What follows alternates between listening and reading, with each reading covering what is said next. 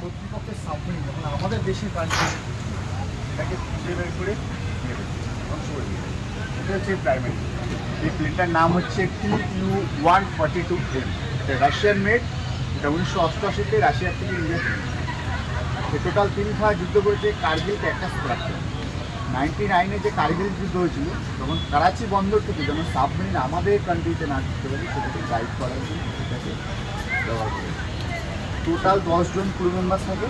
10 জনের মধ্যে একজন ক্রু মেম্বার এই পেছনের দিকে বসে একদম টেলে বসে পেছনে যেখানে বন্দুককে মিনিটে 1200 করে গুলি, 1 মিনিটে 1200 করে গুলি, 1.5 থেকে 2 কিলোমিটার কিলিং রেঞ্জ। ওকে, তারপরে হচ্ছে অক্সিজেন ট্যাঙ্ক থাকবে 5খানা এবং CO2 ফায়ার ফাইটার।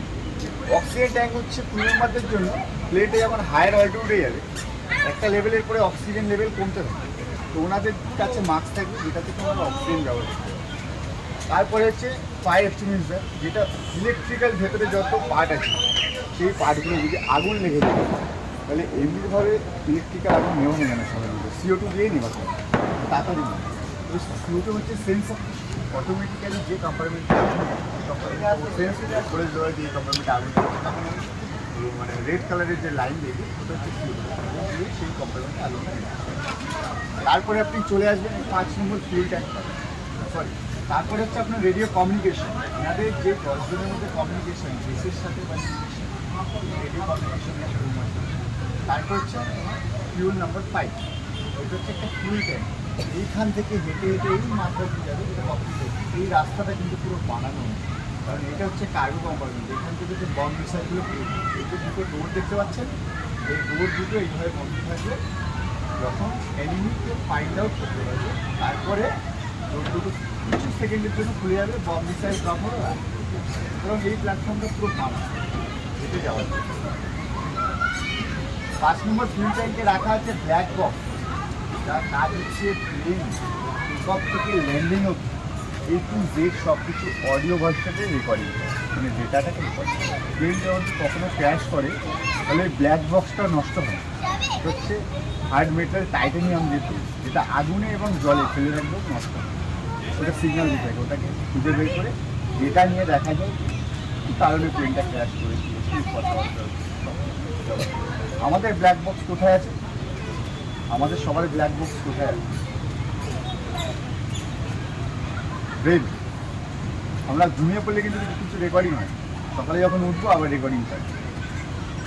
সুতরাং তারপরে হচ্ছে এই কার্গোমারের প্রথমে এই জায়গাটায় আছে সোনোবয়, যেটা থেকে সাবমেরিনটাকে ডিটেক্ট করবে। সমুদ্র তো অনেক বড়, তো সাসপেক্টেড এরিয়াতে গিয়ে সোনারগুলোকে নিচে ফেলে দেওয়া হবে জলের মধ্যে। দুটো পার্ট আছে, একটা পার্ট জলের তলায় চলে যাবে, একটা পার্ট ওপরে তার সাথে সোনোবয় মানে ও সাউন্ড প্রডিউস করবে জলের এই সাবমেরিন আশেপাশ থেকে